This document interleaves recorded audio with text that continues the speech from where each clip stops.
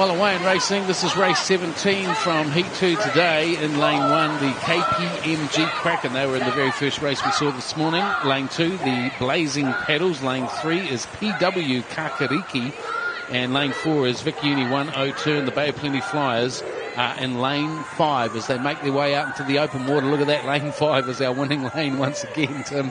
The Bay of Plenty Flyers. But I will say KPMG Kraken in lane 1, showing the dominance they showed in their first race today. They are out to a flyer at the moment as well. And also the PW Kakariki in the middle lane, lane 3. They've got good energy too, and they have a good pace on. But it is in between lanes 5 and 1 at the moment. Who you're backing from the shore? Can we hear you? Is it KPMG Kraken that you're supporting? Or is it the Bay of Plenty Flyers? Or maybe the PW Kakariki? Got Vic Uni 102 in lane 4. Falling back a bit, and evenly falling with them is the Blazing Paddles. Not so blazing today in lane 2 there, just falling well back from the pack. Look at lane 5 though. Something in the water there. The Bay of Plenty Flyers. Look at the water spraying off those paddles. Completely different technique to every other boat on the water, and you can see how it has paid off. So the Bay of Plenty Flyers first across the line. Then it's the KPMG Kraken.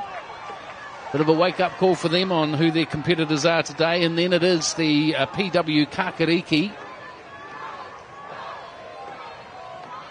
But I'd say Vic Uni 102 and Blazing Paddles there in last place, it looked like to me.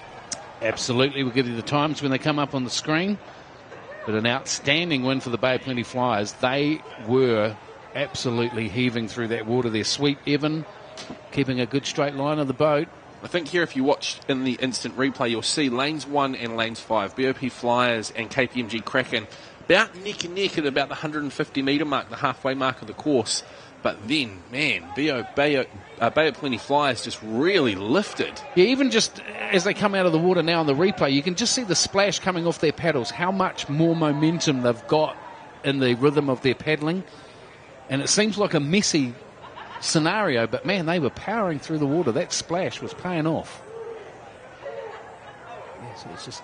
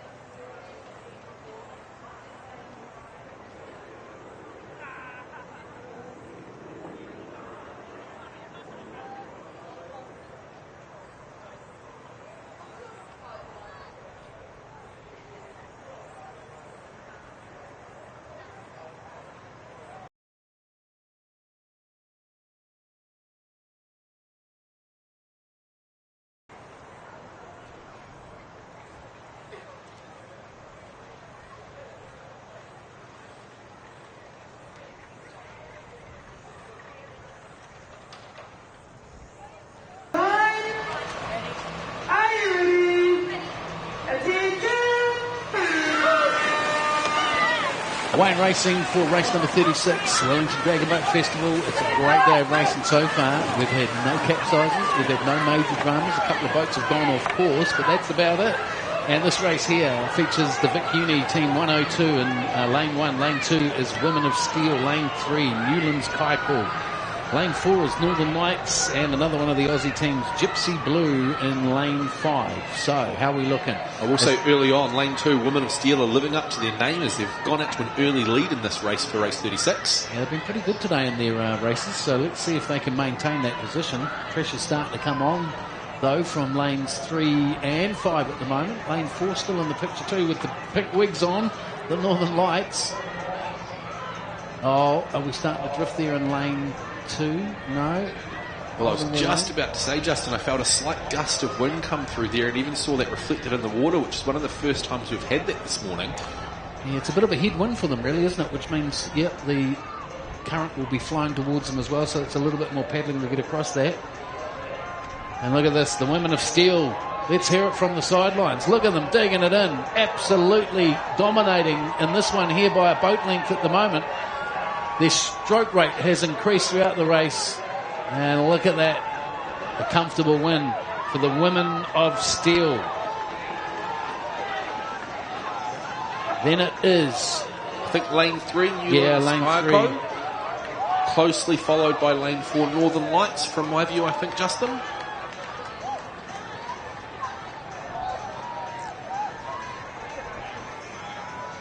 Or it may have been actually Gypsy Blue who came in for third place.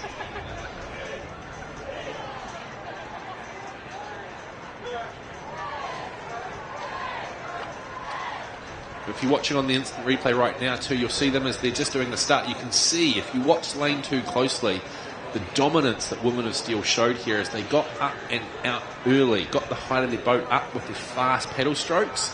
And you'll see as we come out of this area, they've already got a bit of a lead and just seem to be gaining in speed. Yeah, Newlands Kaiko, who were just next to them in lane 3 in the middle lane there, were doing everything they could to sort of stay even with them. But like you said, they just had that slight stroke advantage, going a little bit quicker with their stroke rate. And just far more in sync actually than Newlands are too. If you're watching on the replay, you can sort of see the timing of the Newlands boat. It goes more in a wave than an even sweep, so that would have been a bit of a struggle for them with their timing. But credit has to go to the drummer of Women of Steel's boat there, because you can see them right from the start through to halfway through the course right now.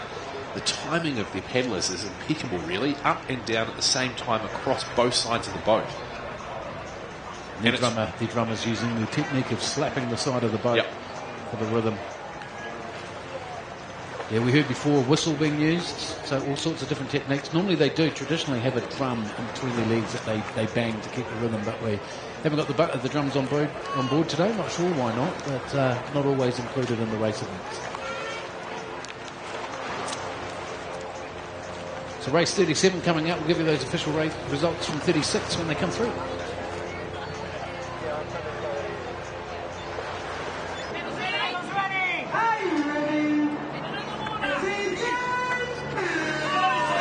And away we go.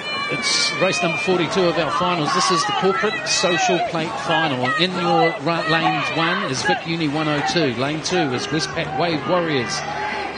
Tall Order Wellington in lane 3. The Buddle Finley team in lane 4. And in lane 5, it's Paddles of Fury. Furiously paddling, all teams here, pretty even across the board for this corporate social plate final as they come out into the open water. That wind has dropped down again, so conditions are pretty good. Not as flat as this morning, but it's a very flat day in general today for our Dragon Boat course, which is fantastic. These are the sort of conditions which make for great racing and great times in these heats, these finals. And I've said it a couple of times already, Justin, I'm sure I'm going to say it again, but one of the great things about these finals is if you look at these 5 boats at the moment, you could almost throw a blanket over them. They're so close. And that's the great thing about these finals, is it becomes so competitive and so, just a couple of millimetres, a few extra paddle strokes might make the difference.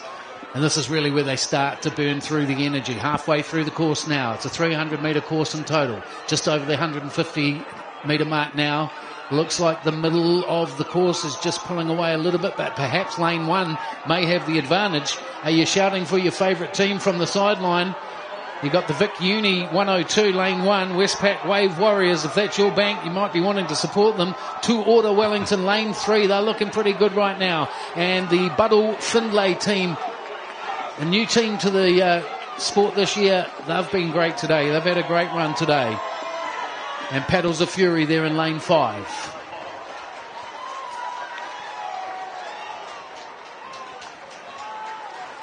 Very close race. Like you say, Tim, it's what we expect when it comes to the finals. This is where we see how evenly matched these teams actually are. And what you are seeing too in these finals is last race of the day for a lot of these paddlers, so they are emptying the gas tank while they're out there. They are giving everything they possibly have left, knowing this is their last race of the day. So you are seeing some more competition in these finals than we did in the heats. Great to see. And always welcome for newcomers as well. Dragonboatfestival.org is where you go to register your interest. There's a waiting list. Record amount of teams this year, 93 teams making up our weekend of dragon boating here in the capital.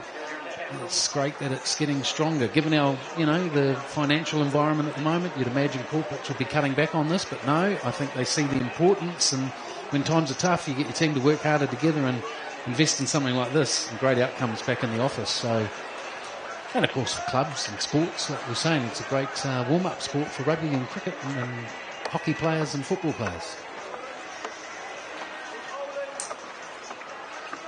Speaking from experience of being in the boats, Justin, too, it is one of the things that I feel brings people together as a team more than any other sport, because you all have to work as one really in the boats.